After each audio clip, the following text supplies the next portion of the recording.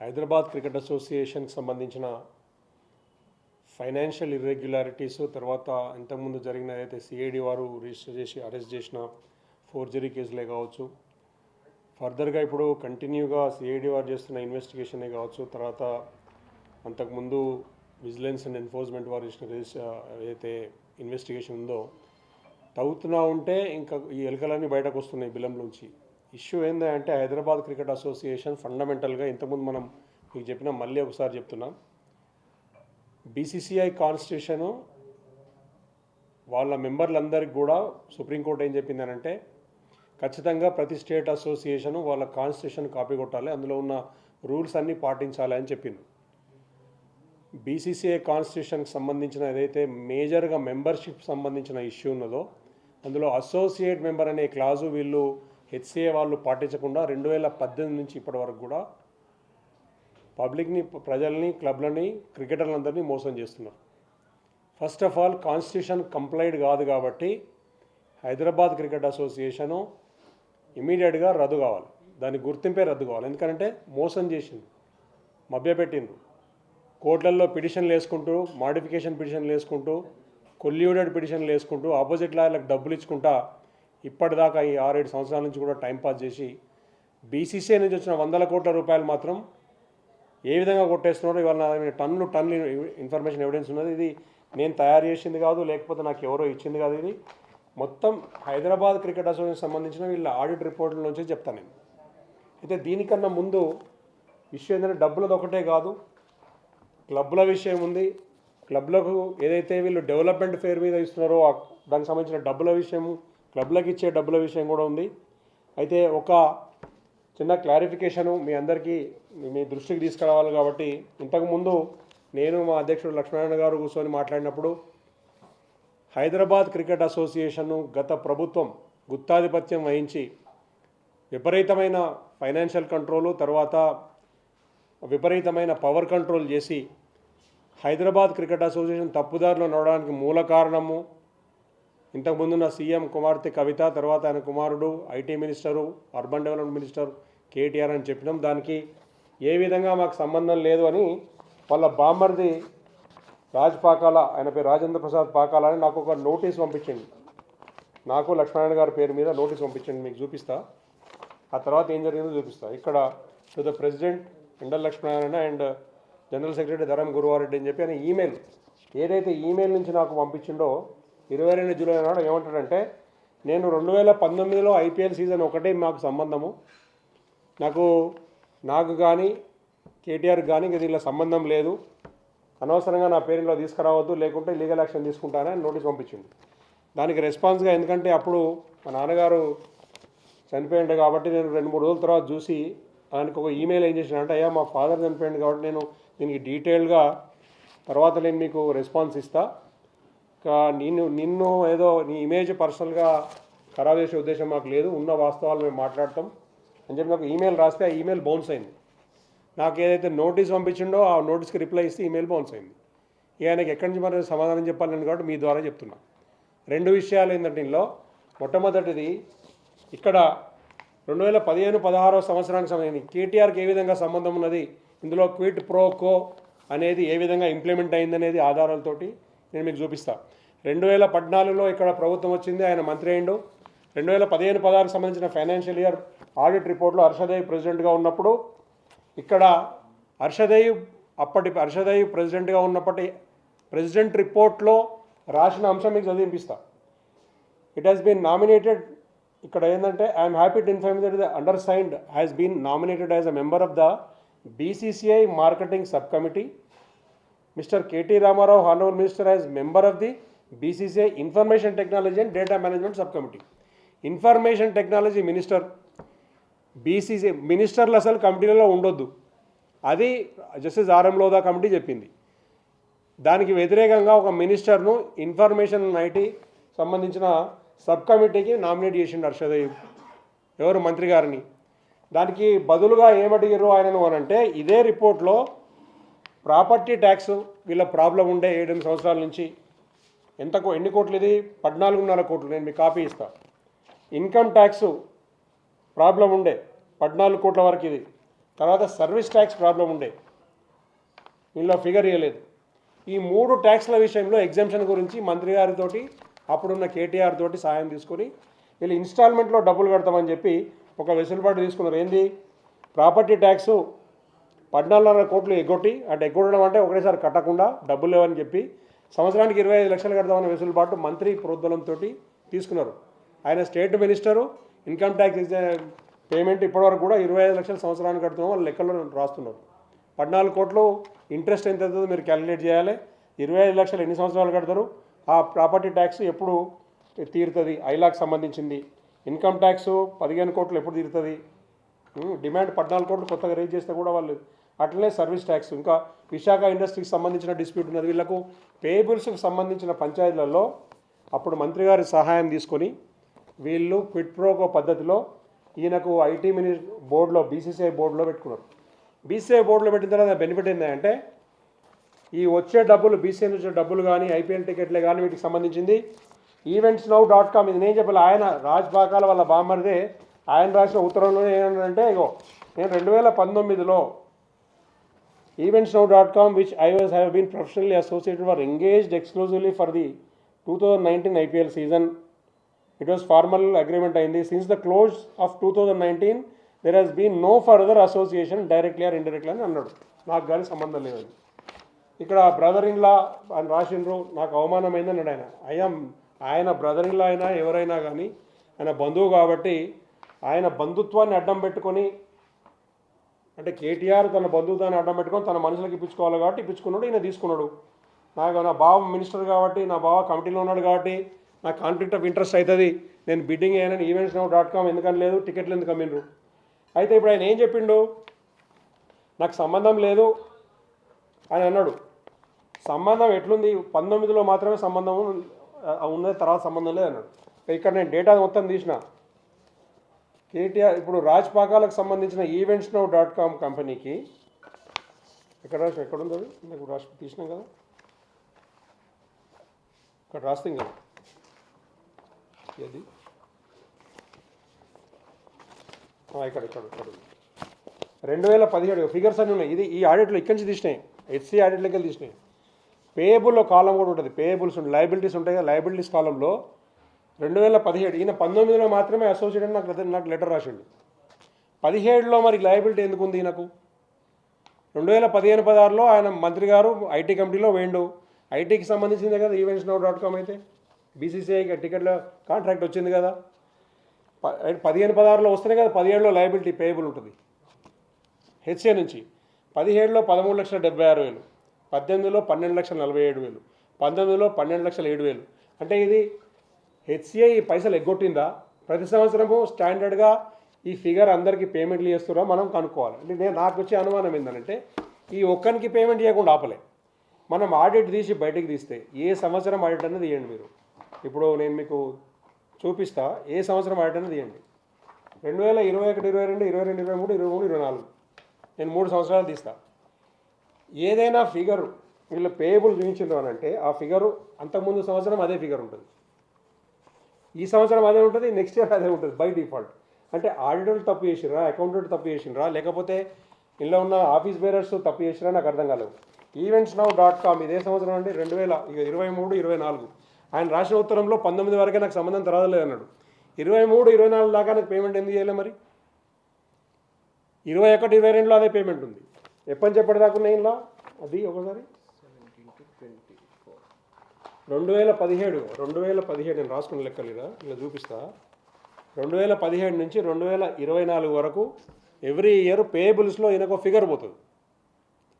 మరి వీళ్ళు ఎక్స్పెండిచర్ అవుతుంది ప్రతి సంవత్సరము 60 కోట్ల, 70 కోట్ల, 100 కోట్ల బీసీసీ నుంచి డబ్బులు వస్తున్నాయి, ఎక్స్పెండిచర్ అవుతున్నది. రాజ్పాకాలకు కానీ కేటీఆర్ కుటుంబానికి కానీ హైదరాబాద్ క్రికెట్ సంబంధం లేకపోతే 2019లో మాత్రమే ఆయన మాటల ప్రకారం టికెట్లు అమ్మిడి ఉంటే ముందు కానీ వెనక్కి కానీ పేబుల్లో ఎందుకు వచ్చిండు? దీనికి సమాధానం కావాలి. రిటర్న్గా దీనికి కూడా సమాధానం చెప్తే నేను సంతోషిస్తా. ఆయన ఈమెయిల్ బౌన్స్ అయింది కాబట్టి ఇక్కడ మీకు ప్రూఫ్ చూపిస్తున్నా, నేను పత్రికాముఖంగా అడుగుతున్నా. దీనికి కేటీఆర్ సమాధానం చెప్తాడా, వాళ్ళ బామ్మరికి సమాధానం చెప్తాడా? పబ్లిక్లీ అకౌంటబుల్ మనీ ఇది. ఇవాళ సిఐడి వాళ్ళు కానీ, విజిలెన్స్ వాళ్ళు కానీ, రేపు పొద్దున ఇప్పుడు ఈడీ కానీ వీళ్ళందరూ కూడా బీసీసీఐ నుంచి వచ్చిన డబ్బులు కానీ మనము అడ్వర్టైజ్మెంట్ బిల్ బోర్డ్స్ ఇక్కడ స్టేడియంలో అమ్మినాయి కానీ టికెట్ల మీద వచ్చినాయి కానీ ప్రతిదీ కూడా డబ్బులు ట్యాక్స్ పేడ్ మనీ పబ్లిక్ నుంచి వచ్చిన మనీ కాబట్టి దీని లెక్కలు చెప్పాల్సిన బాధ్యత వాళ్ళకు ఉంటుంది హైదరాబాద్ క్రికెట్ అసోసియేషన్కి. దీనికి అసోసియేట్ అయ్యి హైదరాబాద్ క్రికెట్ అసోసియేషన్ మనం తప్పుపడుతూ వాళ్ళు చేస్తున్న తప్పులు మాట్లాడుతుంటే మధ్యలో అయినా తగుదునమ్మా వచ్చి నా పేరు ఎందుకు తీస్తున్నావు, నీ పేరు బరాబర్ తీస్తాం, ఎందుకే తీస్తాం, నువ్వు మాజీ మంత్రి బామర్దేవి కాబట్టే నువ్వు సంపాదించినావు అని చెప్తాం. ఆయన ఐటీ కమిటీలో పెట్టుకొని ఇన్కమ్ ట్యాక్స్ ఎగ్గొట్టడానికి, ప్రాపర్టీ ట్యాక్స్ ఎగ్గొట్టడానికి, మీరు సర్వీస్ ట్యాక్స్ ఎగ్గొట్టడానికి, గవర్నమెంట్ను మోసం చేయడానికి, ఆ ప్రభుత్వంలో ఉన్న పెద్దలను వాడుకునడానికి ఇంతకన్నా నిదర్శనం ఇంకేం లేదు. నీ బామర్దికి బంధువులకు ఎట్లయితే వాడుకున్నాడో ఆ తర్వాత దీనిలో రుచి చూసిరు కాబట్టే తన మనిషిని ప్రెసిడెంట్ చేయాలని నిర్ణయం చేసుకొని దొంగచాటున ఏ విధంగా ప్రెసిడెంట్ చేసిండు జగన్మోహన్ రావును. ఆ తర్వాత మనకు మొన్న ఈ మధ్య జరిగిన పరిణామాల్లో మనం ప్రూవ్ చేసినాం. నేను మళ్ళీ కూడా దాంట్లో ఏ విధంగా ఇంతకుముందు కూడా ఒక ఎలిగేషన్ వచ్చింది, గవర్నమెంట్ అఫీషియల్స్ని వాడుకొని గవర్నమెంట్ అఫీషియల్స్ మీద ప్రెజర్ పెట్టి ఇన్స్టిట్యూషన్ సంబంధించిన గవర్నమెంట్ అంటే స్టేట్ అండ్ సెంట్రల్ గవర్నమెంట్ సంబంధించిన ఇన్స్టిట్యూషన్ సంబంధించిన ఏదైతే ఓట్స్ ఉండనో అవన్నీ కూడా ప్రెజర్ పెట్టి జగన్మోహన్ రావుకు వాళ్ళ ప్యానెల్కు వేయించిందనడానికి నిదర్శనం నేను ఇప్పుడు మీకు 2 నిమిషాలు చెప్తా. దానికన్నా ముందు మీకు విషయం చెప్తా. ఏం చేస్తున్నారు వీళ్ళు డబ్బులు అని అంటే, క్లబ్బులకు డెవలప్మెంట్కు ప్రతి సంవత్సరం 6,10,00,000 తీస్తున్నారు.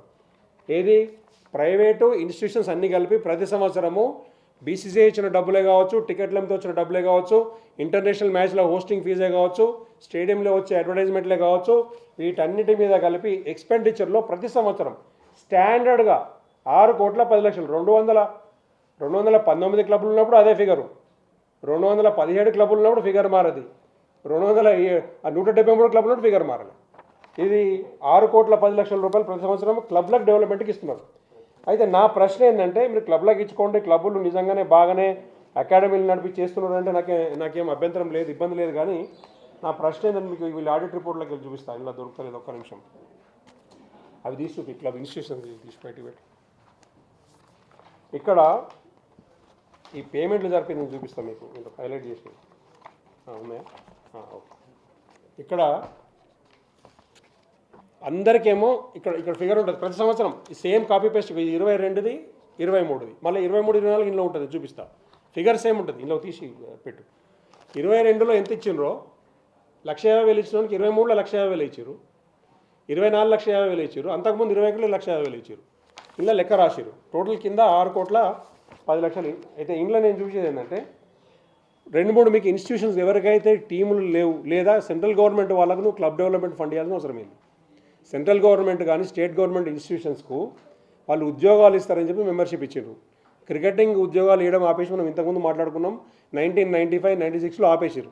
ఆ తర్వాత రిక్రూట్మెంట్ జరగాలి. నువ్వు ఏం ఎలగబెడుతురు వీళ్ళని చెప్పి వాళ్లకు క్లబ్ డెవలప్మెంట్ ఫండ్ కింద కస్టమ్స్ అండ్ సెంట్రల్ ఎక్సైజ్కు 9 లక్షల రూపాయలు ప్రతి సంవత్సరం పోతుంది. కమర్షియల్ ట్యాక్సెస్ వానికి ట్యాక్స్ కొడతారు, కానీ క్లబ్ డెవలప్మెంట్కి 6 లక్షలు ఇస్తారు, అలా మనిషి దోస్తు ఇక్కడ కాబట్టి. అయిపోయిందా? తర్వాత ఏపీసీఓబి ఏపీ కోఆపరేటివ్ బ్యాంక్ 14 లక్షలు. దీనికి టీమే సక్క ఉండదు, అందరు ముసలోళ్ళు ఆడతారు, ఆ టీంలో మ్యాచ్లే ఆడరు, వాక్ ఓవర్లు ఉంటాయి ఎప్పటికీ. ప్రతి సంవత్సరం 14 లక్షలు. నువ్వు ఒక బ్యాంకు కోఆపరేటివ్ బ్యాంక్ సంబంధించిన ఇన్స్టిట్యూషన్కి ప్రతి సంవత్సరం 14 లక్షల రూపాయలు డెవలప్మెంట్కి ఇస్తే వాళ్ళు ఏం చేస్తున్నారు? అకౌంట్స్ అడిగారు ఎప్పుడన్నా? యూటిలిటీ సర్టిఫికేట్లు తీసుకున్నారా? పోనీ మీకు వచ్చిన డబ్బులకు యూటిలిటీ సర్టిఫికేట్లు బీసీఐకి అప్పచెప్పిరా? మీకు చెప్పిన ఆడిటర్, ఇదే ఆడిట్ రిపోర్ట్లో ఆడిటర్లు ఏం చెప్పినాయంటే, వీళ్ళు యూటిలిటీ సర్టిఫికేట్లు సరిగ్గా ప్రొడ్యూస్ చేస్తలేరు, ఈ ఆడిట్తో మేము సమ్మతం లేని ఇదే రిపోర్ట్లో ఉంటుంది. ఇదే రిపోర్టు ఈ మెంబర్లందరూ, ఈ డబ్బులు తీసుకున్న మెంబర్లందరూ ఇల్లు ఇప్పుడు నేను హైలైట్ చేసిన అన్ని కూడా ఇన్స్టిట్యూషన్ సంబంధించినవి. ఈ డబ్బులు తీసుకున్న వాళ్ళందరూ గుడ్డిగా ఓటేస్తారు. డబ్బులు తీసుకుని అకౌంట్స్ పాస్ అంటారు. ఒక 100 కోట్లు వచ్చినాయండి, 100 కోట్లు వస్తే డబ్బులు ఎక్కడ పోయి అడిగే తెలివి ఉండాలి కదా వీళ్ళకు. పిల్లలు ఆడుకోవడానికో, పిల్లల టాలెంట్ డెవలప్మెంట్ కోసమో, అకాడమీలు రన్ చేయడానికో, కోచ్లు పెట్టుకోనికి శాలరీలు ఇవ్వడానికో, క్లబ్ డెవలప్మెంట్ ఇదే కదా. ఓ మెటీరియల్ కొనియడానికో, పిల్లలకు కిట్లు కొనియడానికో వాడుకోవాలి. కానీ సెంట్రల్ గవర్నమెంట్ ఇన్స్టిట్యూషన్ సంబంధించిన వాటికి నువ్వు 14 లక్షలు 12 లక్షలు, కొన్నిటికైతే టీంలే లేవు. నీకు నల్గొండ క్రికెట్ అసోసియేషన్ ఓటరే కాదు. నల్గొండ క్రికెట్ అసోసియేషన్ గత 10 సంవత్సరాల నుంచి ప్రతి సంవత్సరం 19 లక్షలు ఇస్తున్నారు. రాసుకోండి. ఇక్కడ నీకు ఓటరే కానివాడికి 19 లక్షలు ఎందుకు ఇచ్చినావు? ఇక్కడ చూడండి, 19,50,000 నల్గొండ డిస్ట్రిక్ట్ క్రికెట్ అసోసియేషన్. నా దగ్గర షీట్ ఉంది. ప్రతి సంవత్సరం ఏ జిల్లాకి ఎంత ఇచ్చిన రాసినారు. 10 సంవత్సరాలు సేమ్ ఫిగర్. వాడు క్రికెట్ ఆడినప్పుడు అంతే ఫిగరు, ఆడినప్పుడు అంతే ఫిగరు, ఓటు ఉన్నప్పుడు అంతే ఫిగరు, ఓటు లేనప్పుడు అంతే ఫిగరు. ఆడ అకాడమీ ఉండదు, కోచ్ ఉండడు, ఎవడు ఉండడు. నేను నిన్న ఖమ్మం పోయినా, లాస్ట్ వీక్ వరంగల్ పోయినా, అక్కడ అడిగిన లోకల్గా వాడు ప్రెస్ మీ ప్రెస్ మిత్రులు అక్కడ వాళ్ళకు మీ ఫ్రెండ్స్ అక్కడ మాట్లాడుతుంటే చెప్పిండ్రు, సార్ ఇక్కడ వాడు బాల్ బాయ్ని కోచ్ చేసిండు ఖమ్మంలో, కానీ వాడికి డబ్బులు పంపిస్తాడు ఎవ్రీ ఇయర్, లెక్కలు రాస్తారు. నీకు సర్టిఫైడ్ కోచే లేడు, నీకు అకాడమీ లేదు. స్పోర్ట్స్ సర్దార్ పటేల్ ఖమ్మంలో సర్దార్ పటేల్ గ్రౌండ్, అక్కడ స్పోర్ట్స్ అథారిటీ వాళ్ళకి సంబంధించిన గ్రౌండ్లో స్పోర్ట్స్ అథారిటీ తీసుకున్న నెట్స్లో 3,000 రూపాయల నుంచి 5,000 రూపాయలు ఫీజు తీసుకొని ఓ బాల్ బాయ్ డబ్బులు తీసుకొని ఆడిపిస్తారు. హెచ్సిఏ లీగ్ అని చెప్పి, హెచ్సిఏ క్లబ్ అని చెప్పి, ఏది అకాడమీ అని చెప్పి. ఇంత దుర్మార్గం జరుగుతుంటే మరి హెచ్సిఏలో పెద్ద మనుషులు ఏం చేస్తున్నారు? ఇప్పుడు అపెక్స్ కౌన్సిల్ ఉంది కదా, అపెక్స్ కౌన్సిల్ వాళ్ళు ఏం చేస్తున్నారు చెప్పండి. ఇక్కడ అన్యాయం ఏంటంటే 6,10,00,000 క్లబ్ల కోసం ఎవ్రీ ఇయర్, ఇక్కడ కింద ఫిగర్ ఉన్నది, 6,10,00,000 ఎవ్రీ ఇయర్ క్లబ్లు డెవలప్మెంట్గా ఇస్తున్నారు. ఏ క్లబ్ అన్నా సొంతంగా ఎవడన్నా నడుపుతున్నాడా? ప్రతి ఒక్కడు ప్రైవేట్ వాళ్ళకి లీజ్కి ఇచ్చుకుంటారు. అకాడమీ నడుపుకుంటాడు, ఒక ట్రైనింగ్ ఫెసిలిటీ ఉన్నోడు లీజ్ తీసుకుంటాడు 5 లక్షలకో ఎంతకో. వీళ్ళు ఇచ్చే డబ్బులు తీసుకుంటారు, వాడిచ్చే డబ్బులు తీసుకుంటారు. అలా ఆ లీగ్ ఆడే పిల్లలు ఎవరైనా పర్ఫార్మెన్స్ చేసి మాకు సెలక్షన్ కావాలని వస్తే మళ్ళీ సెలక్షన్ కోసం డబ్బులు అడుగుతారు. ఇది హైదరాబాద్ క్రికెట్ అసోసియేషన్ చరిత్ర. 100 కోట్ల రూపాయలు పైనుంచి వస్తుంటే అడ్మినిస్ట్రేటివ్ ఎక్స్పెన్సెస్ అండి, అడ్మినిస్ట్రేటివ్ ఎక్స్పెన్సెస్ 12 కోట్లట. నువ్వు శాలరీస్ ఇస్తేవి ఇలా చూపిస్తూ ఉంటాయి. హానరీ వేరు, శాలరీస్ డిఫరెంట్ వేరు, స్టాఫ్ శాలరీస్ వేరు, కోచెస్ రెమ్యునరేషన్ వేరు, క్రికెట్ అడ్వైజర్స్ రెమ్యునరేషన్ వేరు, అకాడమీ ఆఫ్ ఎక్సలెన్స్ సంబంధించిన డైరెక్టర్ రెమ్యునరేషన్ వేరు. నువ్వు బిల్స్ వేరే లెక్కలేసినావు, ట్యాక్స్ వేరే లెక్కలేసినావు, కరెంట్ బిల్ వేరే లెక్కలేసినావు, మెయింటెనెన్స్ లెక్కలు వేరే ఉన్నాయి. మరి నీకు అడ్మినిస్ట్రేటివ్ ఎక్స్పెన్సెస్ 12 కోట్లు, 1 కోటి రూపాయలు అడ్మినిస్ట్రేటివ్ ఎక్స్పెన్సెస్ ఒక నెలకు ఎట్లయితాయి? ఏం ఎక్స్పెన్సెస్ ఉంటాయి? దీనికి అకౌంటబిలిటీ లేకపోతే ఎట్లా? అందుకే నేను ఏం చేసినా అంటే ఇది కంటిన్యూ అవుతుంటుంది. దీనిలో ఇన్స్టిట్యూషన్స్ విషయం నేను చెప్పే ముందు ఒకటి ఏంటంటే, మేము సిఐడి వారికి ఒక డీటెయిల్డ్ చారుసిన్న గారికి అడిషనల్ డైరెక్టర్ జనరల్ సిఐడికి రాసినాము. ఇందులో ఇప్పుడున్న కమిటీయే కాదు, ఇంతకుముందు ఉన్న కమిటీలు కూడా ఇస్తున్న తప్పులేంది, మీ ఇన్వెస్టిగేషన్ పరిధి కొంచెం కిందికి ఎక్స్టెండ్ చేయండి, దోషులందరినీ కూడా మీరు శిక్షించండి, ఎఫ్ఐఆర్లు రిజిస్టర్ చేయమని అడుగుతున్నాం, జిల్లాల నుంచి కూడా అడుగుతున్నాం. అయితే ఇందులో ముఖ్యంగా ఏంటంటే, నేను కొన్ని బ్రీఫ్గా చెప్తా.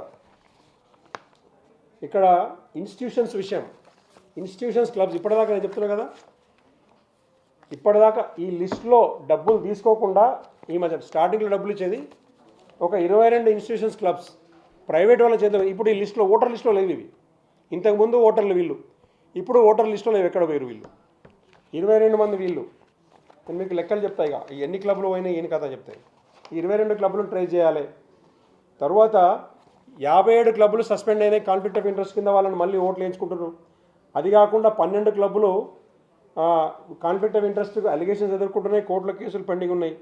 అది కాకుండా ఒక 7 క్లబ్లు ఈ మధ్యన చేతులు మారినాయి, ప్రైవేట్ క్లబ్లు కూడా. ఉస్మానియా సి అనే టీం సన్షైన్ కిందకి మారింది, ఇమ్రాన్ మహమూద్ దగ్గర పోయింది. విమ్కో అనేది వాళ్ళ బ్రదర్ అద్నాన్ సీసీ పేరు మీద అద్నాన్ సీసీ పోయింది, వాళ్ళ కొడుకు అన్న కొడుకు జీషాన్ నడుపుతున్నాడు. అది గౌలిపుర అనేదాన్ని శ్రీచక్ర అయింది. ఏం గొడవ అయిందో మనకు అందరికీ తెలుసు. AP dairy development green turf అనే క్లబ్ కిందకి మారింది. సుల్తాన్ షాహీ అనే క్లబ్ బాలాజీ సీసీ కిందకి మారింది. శ్యామ్ నగర్ అనేది సెయింట్ సాయట దాని కిందకి మారింది. కుర్షిజా అనేది చార్మినార్ కిందకి మారింది. ఇవన్నీ ఇప్పుడు ఇంతకుముందు ఓటర్లు వేరు, ఇప్పటి ఓటర్లు వేరు. ఇవన్నీ చూస్తే ఒక 76 క్లబ్లు. ఈ 76 క్లబ్స్ ఇన్వెస్టిగేషన్లో పరిధిలోకి పోవాలి. ఇమీడియట్గా వీళ్ళందరినీ కూడా విచారించాలి. దానితో పాటు మనం మాట్లాడుకున్నాం, ఇన్స్టిట్యూషన్స్ 52 మంది లిస్ట్ వచ్చింది. 52 మంది ఓటర్లు. ఇంతకుముందు ఓటర్లు వేరు, ఇక్కడ ఇంతకుముందు ఓటర్లు వేరు. అంటే జస్టిస్ నాగేశ్వరరావు అప్రూవ్ చేసిన ఓటర్ లిస్టు 52 మందిది. ఈ క్లబ్ పేరు ఉంటుంది జస్టిస్ నాగేశ్వరరావు.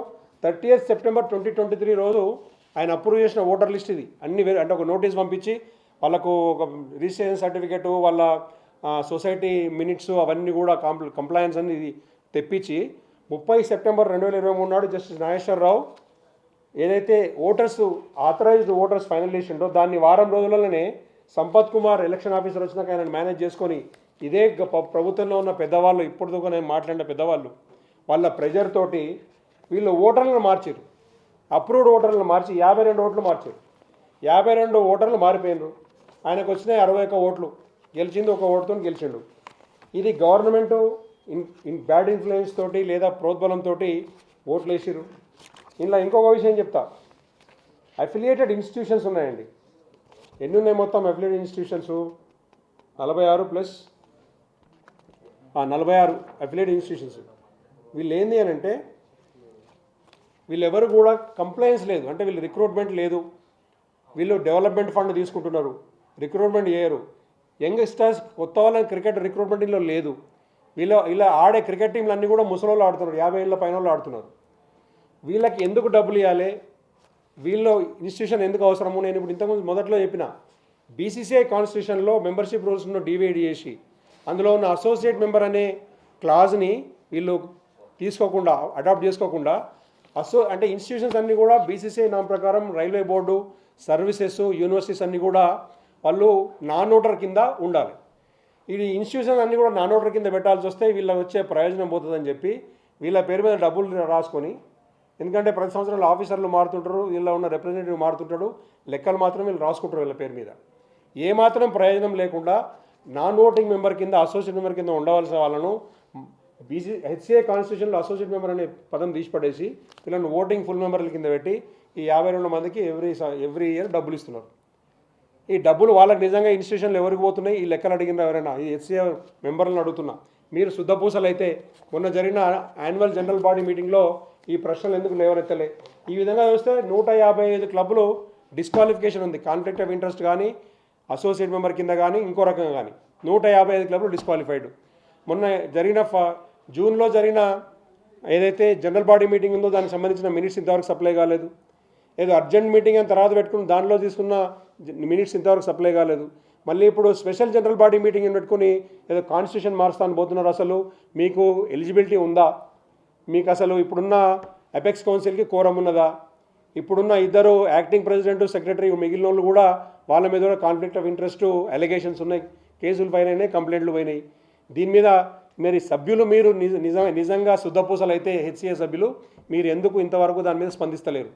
హైదరాబాద్ క్రికెట్ అసోసియేషన్లో ఉన్న 220 మందిలో 155 మంది డిస్క్వాలిఫైడ్.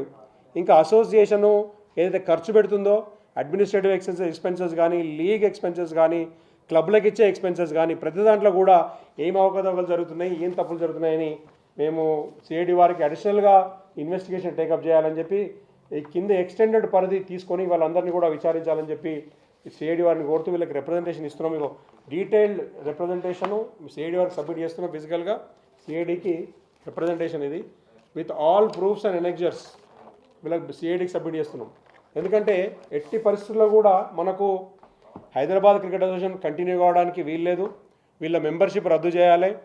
వీళ్ళు 2018 నుంచి ఈ రోజు వరకు కూడా తెలంగాణ ప్రజల్ని మోసం చేస్తూ, తెలంగాణ క్రికెటర్లను మోసం చేస్తూ 2 సార్లు బీసీసీఐ చెప్పింది, 2 సార్లు బాంబే హైకోర్టు చెప్పింది, ఒకసారి సుప్రీంకోర్టు చెప్పింది. 5 ఆర్డర్లను పక్కకు పెట్టి తెలంగాణ పిల్లల్ని అఫిలియేట్ కాకుండా, రికగ్నైజ్ చేయకుండా మోసం చేస్తూ వస్తున్నారు. మా డిమాండ్ తెలంగాణ క్రికెట్ అసోసియేషన్ తరఫున డిమాండ్ ఏంటంటే హైదరాబాద్ క్రికెట్ అసోసియేషను 155 మంది డిస్క్వాలిఫైడ్ ఉన్నారు కాబట్టి ఎట్టి పరిస్థితుల్లో కూడా ఇది ముందుకు పోవడానికి లేదు, వీళ్ళు మీటింగ్లు పెట్టుకోవడానికి లేదు. ఇది గవర్నమెంట్ని నేను అభ్యర్థిస్తున్నాం, ఈ సొసైటీని ఇమీడియట్గా రద్దు చేయండి. మీకు గవర్నమెంట్కి ఈ సొసైటీని రద్దు చేసే అధికారం ఉంది. వీళ్ళు అవకతవకలను బేస్ చేసుకుని రద్దు చేయండి. మేము బీసీసీఐ కూడా లెటర్ రాసినాము, బీసీసీఐకి ఆల్రెడీ రిప్రజెంటేషన్ ఇచ్చినాము. ఎట్టి పరిస్థితుల్లో కూడా ఇమీడియట్గా బీసీసీఐ ఆధ్వర్యంలో ఒక కమిటీ ఏర్పాటు చేయాలి.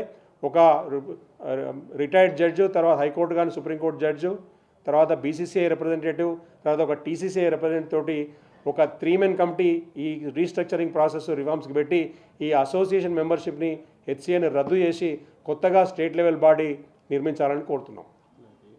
ఇది ఆడిటింగ్ 2024-2025 తర్వాత అది ఇంకొక ఇంపార్టెంట్ పాయింట్ ఏంటంటే వీళ్ళు June 29 రోజు ఏదైతే ఇప్పుడున్న అపెక్స్ బాడీ, అప్పుడు జగన్మోహన్ రావు వీళ్ళందరూ అరెస్ట్ కాకముందు జనరల్ బాడీ మీటింగ్ పెట్టుకున్నారో దాంట్లో చాలా ఇంపార్టెంట్ చూడండి. ఆ రోజు జనరల్ బాడీ మీటింగ్లో వీళ్ళు అప్రూవల్కి పెట్టిన రిపోర్టు 2023-24 ఆడిట్. ఇది 22-23 audit as it is copy కొట్టిరు. మొత్తం ఆధారాలు ఉన్నాయి. వచ్చే ఇన్కమ్ మారుతుంది కానీ ఎక్స్పెండిచర్ కాన్స్టెంట్గా ఉంటుంది. మీరు మిగతా డబ్బులు ఎక్కడ పోతున్నాయో తెలియదు. అది ఎక్స్పెండిచరు అయినా కాకపోయినా వాళ్ళ పేర్లు రాస్తున్నారు కాపీ పేస్టు. జూన్ 2025లో ఏదైతే రిపోర్ట్ సబ్మిట్ అయిందో, మీకు జూన్ 2025లో రిపోర్ట్ సబ్మిట్ అయింది. ఇక్కడ ఈ సర్క్యులేట్ అయింది జూన్ 2 నాడు. 2025లో హైదరాబాద్ క్రికెట్ అసోసియేషన్ సంబంధించిన ఆడిట్ రివ్యూకి పోయినప్పుడు దాంట్లో 24-25 సంవత్సరానికి సంబంధించిన లెక్కలు ఉండాలి. కానీ వీళ్ళు పెట్టింది 23-24 సంబంధించిన లెక్కలు. 23-24 సంవత్సరంది 25 జూన్లో మీటింగ్ పెట్టుకొని అప్రూవ్ చేస్తారు. దాంట్లో ఏముంటుందంటే అంతకుముందు సంవత్సరంది ఈ సంవత్సరం 2 కాపీ పేస్ట్ సేమ్ ఫిగర్స్ ఉంటాయి. ఏ కాలం ఏ ఎంట్రీ అయినా తీసుకోండి, డిట్టో అన్నీ ఉంటాయి. ఆడిటర్ చెప్పింది ఇందులో రాసిండి, ఈ రిపోర్ట్ మీకు కాపీ సప్లై చేస్తా. ప్రతిదీ ఈ ఆడిటర్ రాసిన రిపోర్ట్లో అన్ని తప్పుల తడకలు ఉన్నాయి. ఇలా కంప్లైన్స్ లేదు, ఇందులో ట్యాక్సెస్ సరిగ్గా కట్టలేదు, వీళ్ళు ఎంట్రీస్ తప్పు ఉన్నాయి, లయబిలిటీస్కు ఎంట్రీలు తప్పు రాసిండ్రు, తర్వాత పేమెంట్లు జరిగిన వాటికి ఓచర్లు లేవు, వీళ్ళు క్లెయిమ్ చేసిన వాడు. కానీ వాళ్ళ ఆడిటర్ రాసిన రిపోర్ట్ అట్లనే ఇందులో ప్రింట్ అయింది, ఇదే ముంగట పెట్టిర్రు, సభ్యులకు సప్లై అయింది, వీళ్ళు అకౌంట్స్ని పాస్ చేసారు.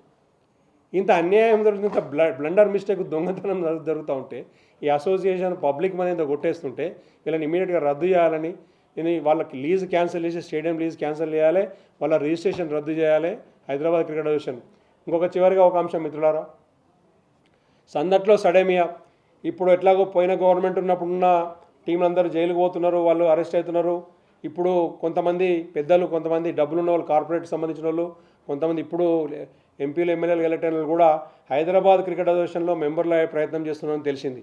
కొన్ని క్లబ్బులు మార్చి ఇప్పుడు మేము గుత్తాధిపత్యం చేసుకోవాలని అని అనుకుంటున్నా తెలిసింది. ఇప్పుడు టీసీఏ తరఫున నాకు రిక్వెస్ట్, ఒక సలహా సూచన కూడా ఏంటంటే, బీసీసీఐ కాన్స్టిట్యూషన్ ప్రకారము కొన్ని రూల్స్కు లోబడి హైదరాబాద్ క్రికెట్ అసోసియేషన్ గుర్తింపు ఉండాలన్నా వద్దా అనేది నిర్ణయం జరగాలి. ఇప్పుడు వాళ్ళు ఎందుకు రద్దు చేయాలనేది మేము 100 కారణాలు ఉన్నాయి, హైకోర్టు సుప్రీంకోర్టులో ఆర్డర్స్ ఉన్నాయి. అటువంటిది మునిగే నావలోకి మీరు సభ్యులుగా పోయి దాన్ని కాపాడదలుచుకున్నారా, లేకుంటే దాన్ని ప్రక్షాళన చేయదలుచుకున్నారా? ప్రత్యక్షంగా పబ్లిక్లీ ఎలక్టెడ్ మెంబర్స్ అందులో మెంబర్లు కావద్దనేది రూలే ఉంది. అయినా కానీ మీరు అందులో మెంబర్లు కావాలని ఎందుకు ఉర్రూతలూగుతున్నారో మాకు అర్థం కావడం లేదు.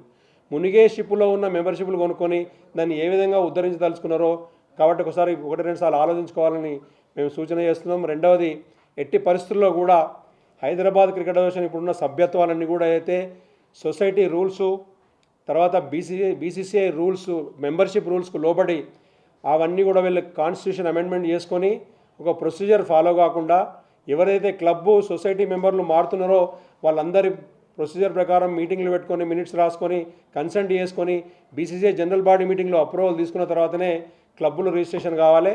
కానీ మీరు ఇష్టం ఉన్నట్టుగా కొత్తగా మెంబర్లుగా మారుతున్నట్టు తెలిసింది. ప్రతి ఒక్కరిని ట్రాక్ చేస్తాం, ప్రతి ఒక్కరిని సిఐడి వాళ్ళు కూడా ట్రాక్ చేస్తున్నారు. ఎవరు తప్పించుకుంటాం అనుకోకండి. ఎవరైనా తప్పు మీద బురద మీద పడ్డప్పుడు మిమ్మల్ని ఎవరిని కాపాడరు, మీ బురద ఎవరు కడగరు, జాగ్రత్త అని చెప్తున్నాం. ఇంకొక ఫైనల్ అంశం, ఇప్పుడు ఉన్న జాయింట్ సెక్రటరీ బసవరాజ్, ఆయన అమీర్పేట్ క్లబ్ నుంచి, అమీర్పేట్ సీసీ నుంచి రిప్రజెంట్ చేస్తున్నాడు. అమీర్పేట్ సీసీ అనేది 2022లో రిజిస్ట్రేషన్ అయింది. అయితే అంతకుముందు అమీర్పేట్ సీసీ మున్సిపల్ కార్పొరేషన్ సంబంధించిన క్లబ్బుల్లో ఒకటి అమీర్పేట్ ప్లే గ్రౌండ్ అనేది. అంతకుముందు ఈ కాల్సా క్రికెట్ క్లబ్లో ఉన్న ఎవరైతే దల్జీత్ సింగ్ ఉన్నాడో వాళ్ళ ఫ్యామిలీకి సంబంధించిన మొత్తం సభ్యులు అమీర్పేట్లో మెంబర్స్. కాన్ఫ్లిక్ట్ ఆఫ్ ఇంట్రెస్ట్ కింద ఈ 2 క్లబ్లు రద్దు చేయాలని పిటిషన్లు, కంప్లైంట్లు పెండింగ్ ఉన్నాయి. ఈ అమీర్పేట్ సీసీ అనేది ఇంతకుముందు రిజిస్టర్డ్ క్లబ్ కాకుండా మెంబర్గా ఎట్లా కంటిన్యూ అయింది, కాకుంటే ఈ డెవలప్మెంట్ ఫండ్స్ అన్ని ఏ అకౌంట్లోకి పంపించారు, అది మొదటి. ఇది ఒకటే కాదు, ఇప్పుడు కాల్సా క్రికెట్ క్లబ్ కూడా రిజిస్ట్రేషన్ నెంబర్ దొరకలేదు. ఇప్పుడు యాక్టింగ్ ప్రెసిడెంట్కి సంబంధించిన, ఇప్పుడు జాయింట్ సెక్రటరీకి సంబంధించిన 2 క్లబ్బుల్లో ఒకటే ఫ్యామిలీ మెంబర్స్ ఉన్నారు. కాన్ఫ్లిక్ట్ కింద వీళ్ళు డిస్క్వాలిఫై కాకుండా వాళ్ళ అసోసియేషన్ నడుపుతున్న మిగతా సభ్యులు, ఇంతకుముందు ఉన్న కంప్లైంట్ చేసిన వాళ్ళందరూ ఏం చేస్తున్నారు, ఇమీడియట్గా వీళ్ళ రెండింటి కాన్ఫ్లిక్ట్ ఆఫ్ ఇంట్రెస్ట్ కింద వీళ్ళిద్దరిని కూడా వీళ్ళని డిస్మిస్ చేయాలి, డిస్క్వాలిఫై చేయాలని కోరుతున్నాం. రెండవది ఇంపార్టెంట్ ఏంటంటే, ఏదైతే కొత్తగా డబుల్ రిజిస్ట్రేషన్లు అవుతున్నాయో శ్రీచక్ర క్రికెట్ క్లబ్ మాదిరిగా, అంతకు ముందు ఉన్న పాత క్లబ్బులు ఎక్కడ పోయినాయి, వాటికి డబ్బులు తీసుకున్న వాళ్ళు ఎవరు, పాత క్లబ్బులు కొత్త క్లబ్ల కింద కన్వర్ట్ ఎట్లయితున్నాయి, 2022లో రిజిస్ట్రేషన్ ఉన్న అమీర్పేట్ ఏదైతే క్రికెట్ క్లబ్ ఉందో అంతకుముందు ఏ క్లబ్, మరి అమీర్పేట్ ప్లే గ్రౌండ్ పేరు మీద డబ్బులు ఎవరు తీసుకున్నారు, కాల్సాకి సంబంధించిన ఫ్యామిలీకి అకౌంట్లో డబ్బులు ఎట్లా పోయినాయి. ఇది ఒకవేళ 22 రిజిస్ట్రేషన్ కరెక్ట్, అదే కొత్తగా క్లబ్ అయితే అంతకుముందున్న మరి అమీర్పేట్ ఎక్కడ పోయింది. ఇప్పుడు చాలా క్లబ్బులు వెతుకుతుంటే దేవరాజకి సంబంధించిన క్లబ్ ఏదైతుందో అదే సన్గ్రేస్ అంట, దానికి రిజిస్ట్రేషన్ లేదని చెప్తున్నట్టు తెలిసింది. మరి అటువంటప్పుడు రిజిస్ట్రేషన్ లేకుండా ఆయన ఎట్లా ఎలక్ట్ అయ్యిండు, క్వాలిఫైడ్ కానీ శ్రీచక్ర నుంచి ప్రెసిడెంట్ ఎట్లా ఎలక్ట్ అయ్యిండు. కాన్ఫ్లిక్ట్ ఆఫ్ ఇంట్రెస్ట్ ఉన్న కొత్తగా 2022లో రిజిస్టర్ అయిన క్లబ్ నుంచి బసవరాజ్ ఎట్లయిండు, అంతకుముందు ఉన్న కమర్షియల్ ట్యాక్సెస్ ప్రైవేట్ వ్యక్తి ఇది నాదని చెప్పి క్లెయిమ్ చేస్తూ కోర్టులో పిటిషన్ ఎట్లా వేసిండు. దీనికి ఒక రెగ్యులేటరీ బాడీ లేదా? హైదరాబాద్ క్రికెట్ అసోసియేషన్కు మెంబర్షిప్ సిస్టమ్ అనేది ఉండదా? డబ్బులు రావడం, కూర్చున్న నలుగురు పంచుకోవడము, పబ్లిక్ మనీ కొట్టేయడము, పిల్లలకు అన్యాయం చేయడం తప్పితే హైదరాబాద్ క్రికెట్ అసోసియేషన్లో ఎటువంటి ఇది ప్రోగ్రెస్ లేదు. కాబట్టి విత్ ఇమ్మీడియట్ ఎఫెక్ట్ ప్రభుత్వాన్ని కోరుతున్నాము, ఇమ్మీడియట్గా వీళ్ళ సొసైటీ రిజిస్ట్రేషన్ రద్దు చేయాలి, వీళ్ళ స్టేడియం లీజ్ క్యాన్సిల్ చేయాలి. దీన్ని ఎవరైతే ఇందులో క్రైమ్లో ఇన్వాల్వ్ అయిన వాళ్ళు ఉన్నారో ఈ 155 క్లబ్లను రద్దు చేయాలి, వీళ్ళ మెంబర్షిప్ కూడా రద్దు చేయాలి. మెంబర్షిప్ లేకుండా, రిజిస్ట్రేషన్ లేకుండా మెంబర్లుగా కొనసాగుతున్న క్లబ్లను కూడా పట్టుకొని వాళ్ళందరినీ కూడా క్రైమ్ రిజిస్టర్ చేయాలి వాళ్ళ మీద. హెచ్సిఏకి సంబంధించిన ఆఫీస్ బేర్లు ఎవరెవరైతే ఈ తప్పుల తడకకు సపోర్ట్ చేసుకుంటూ వచ్చిరో వాళ్ళ వెనక ఉన్న అంతకుముందు ప్రభుత్వంలో పెద్దలందరూ కూడా దీనికి చేయాలి, ఇది క్వశ్చన్ చేయాలని. తర్వాత సంపత్ కుమార్ ఎవరైతే తప్పుడు ఎలక్షన్ చేసిండో ఆయన్ని ఖచ్చితంగా నోటీసులు ఇచ్చి పిలిపించి ఆయనతో ప్రభుత్వం వారు స్టేట్మెంట్ రికార్డ్ చేయాలని సిఐడి వారిని కూడా కోరుతున్నాం. ఇంతటితో ఈనాటి ఈ ఇష్యూ తోటి 3 అంశాలు మనకు మిత్రులారా బయటపడ్డది. ఒకటి, majority of the 2/3 of the majority is disqualified. Institution క్లబ్ల వారు కూడా ప్రోగ్రెసివ్గా పనిచేస్తలేరు, వాళ్ళ మెంబర్షిప్ కేటగిరీ తప్పు, వాళ్ళకి ఇచ్చే డబ్బులు కూడా అనవసరంగా ఇస్తున్నారు, ఆ డబ్బులన్నీ మిస్యూజ్ అవుతున్నాయి, పబ్లిక్ డబ్బులు. 3, ప్రైవేట్ క్లబ్బులు ప్రొసీజర్ లేకుండా వ్యక్తుల చేతులు మారుతున్నాయి, అది కూడా వాళ్ళకి మానిటరింగ్ చేయాలి, కంట్రోల్ చేయాలి. ఇంకొక అంశం, ముఖ్యమైన అంశం ఏంటంటే ఇన్స్టిట్యూషన్స్ ప్రైవేట్ క్లబ్ల కింద మారిన వాటి మీద ట్రాక్ నడుస్తున్నది. గవర్నమెంట్ ప్రాపర్టీ ఏదైతే దొంగతనంగా వేరే వాళ్ళు సొంతంగా చేసుకొని వాటిని చలామణి చేస్తున్నారో వాళ్ళందరి మీద కూడా కేసులు బుక్ చేయాలని సిఐడి వారిని కోరుతున్నాం. ధన్యవాదాలు.